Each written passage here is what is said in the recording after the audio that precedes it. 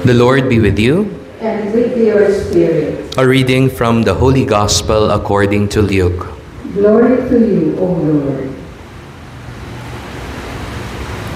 Jesus said to his disciples, "Gird your loins and light your lamps, and be like servants who await their master's return from a wedding, ready to open immediately when he comes and knocks. Blessed are those servants whom the master finds vigilant on his arrival. Amen, I say to you, he will gird himself, have the servants recline at table, and proceed to wait on them. And should he come in the second or third watch and find them prepared in this way, blessed are those servants. Be sure of this. If the master of the house had known the hour when the thief was coming, he would not have let his house be broken into.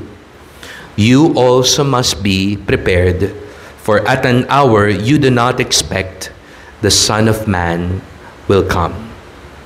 Sisters and brothers, the good news of our salvation. Praise to you, Lord Jesus Christ. Once again, good morning po sa inyo lahat. Pakigreet po natin yung mga katabi natin. Good morning. A blessed Sunday morning to one and all. I hope we are in the best of dispositions to listen to the Word of God today, 19th Sunday in Ordinary Time. Although mainit po ngayon, we are still in the midst of the rainy seasons. Sabi po ng Pag-asa, we need to expect 2 to 3 more typhoons just for this month alone. Wala pa man tayong halfway, 3 pa daw na typhoon. That's why it's good to be prepared. How? Bring your umbrellas anywhere you go. Make sure you have enough food. Dito ho ata hindi naman lumulubog, no? In case flood waters rise. Have emergency lights, generators ready, candles prepared if electricity goes out. Almost all of us, my dear friends, would like to prepare for the worst case scenarios. Tama po ba? Kaya po sa school o sa work, merong earthquake drill to prepare ourselves in case there is an earthquake. Meron pang fire drill. This is to prepare ourselves in case of fire. I'm sure po, nag-iipon kayo. May savings. Sabi ko last week, meron sa ating mga nag-i-invest at nagpapa-insured. Alam ko po, meron rin kayong health card. Preparation po yung mga to if something goes wrong. Question: what is the reason why we do these things? Because we don't want to be caught unprepared. Ayaw ho natin yung kapag dumating, yung hindi natin inaasahan, hindi tayo handa.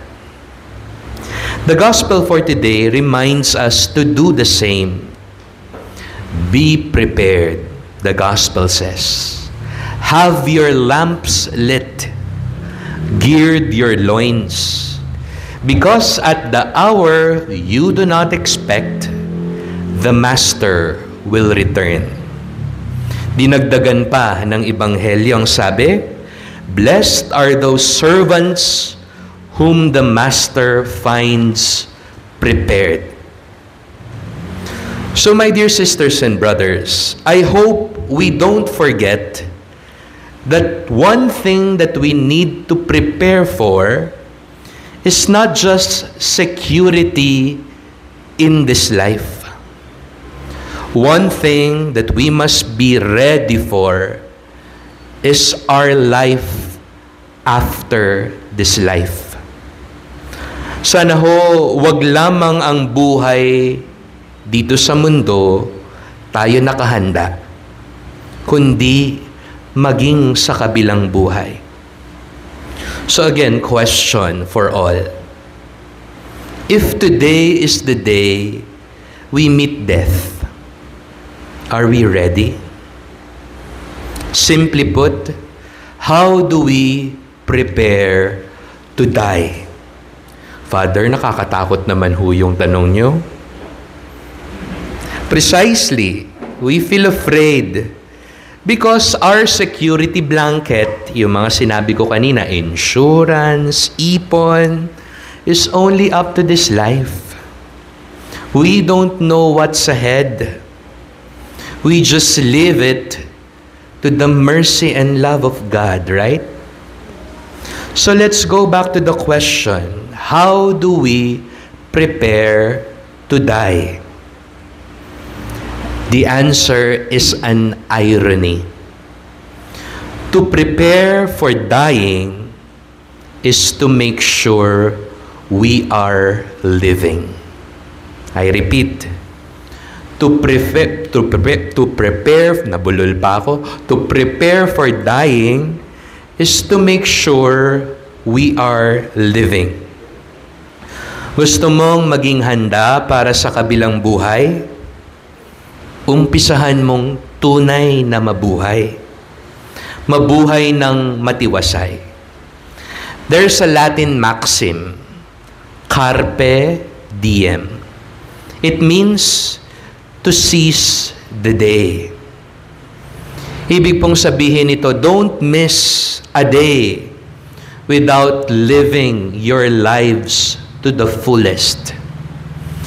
Don't miss a chance to celebrate life in the most loving, kind, joyful, and generous way possible. Don't miss an opportunity to love more deeply, less discriminately, more affectionately, and more gratefully. Sabi nga ho nila, napakaikli lamang ng buhay. Meron pa ngang kanta, minsan lang ako daraan.